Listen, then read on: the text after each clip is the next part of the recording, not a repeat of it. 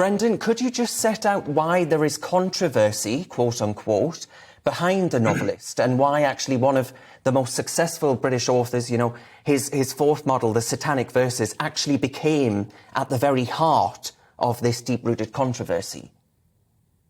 Yeah, so Salman Rushdie was a well-established novelist before the Satanic Verses was published in 1988. He was particularly well known for Midnight's Children, which is a classic novel of the 20th century.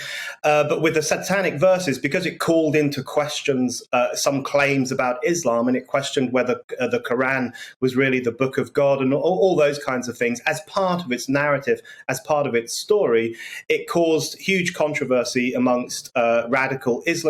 And then eventually Iran, the Ayatollah of Iran, issued a fatwa against Rushdie and said it was the duty of every Muslim to kill him without delay. That is what the fatwa says. A grotesque death warrant issued against a man whose only crime was to write a novel. So it's been a flashpoint issue for a long time. And I think one of the problems is that too many intellectuals and thinkers and activists in the West have failed to take Rushdie's side over the past 30 years. They've been very cagey about siding with him because they see him as punching down on Muslims, which of course is not true.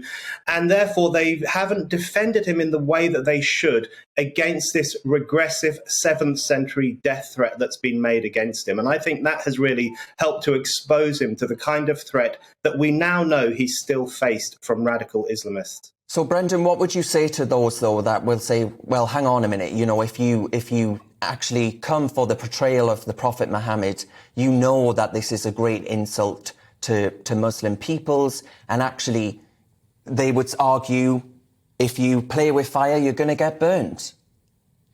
Yeah, that is what they say. I think it's disgusting, to be frank, and it's incredibly cowardly. People said the same thing after the Charlie Hebdo massacre in 2015. Some people were saying, look, if you insult Islam, you know that there will be radical Islamists who might attack you. That is victim blaming, to borrow a politically correct term. It's basically saying it's your fault for raising your voice. It's your fault for speaking out. The way I see it is very simple. We now have to take sides. And this grotesque attack on Salman Rushdie in New York, we now know that he's in a very poorly condition. This really demands that we take sides. Are we on the side of freedom of thought and freedom of speech and the right of creative people like Salman Rushdie and everyone else to say whatever they want? Or are we on the side of this regressive, intolerant Islamist movement, which is so pathetic that it wants to murder someone simply for writing a novel? It wants to attack people who dare to insult its religious belief system, and it wants to destroy anyone who offends Muhammad or offends Allah. And I know what side I'm on. I'm on the side of freedom of speech. I'm on the side of Salman Rushdie. But I'm not convinced that there are sufficient numbers in Western society who would take that side. And I think lots of them would see Salman Rushdie as Islamophobic and problematic, and they would be much more cagey in how they approach an issue like this. Brendan, just briefly, do you think this will have a chilling effect on freedom of expression? Because we've seen in this school, of course, there were a lot of politicians that were awfully silent about Batley Grammar School. Exactly. And this is the great irony, the dark irony of the Ayatollah's fatwa.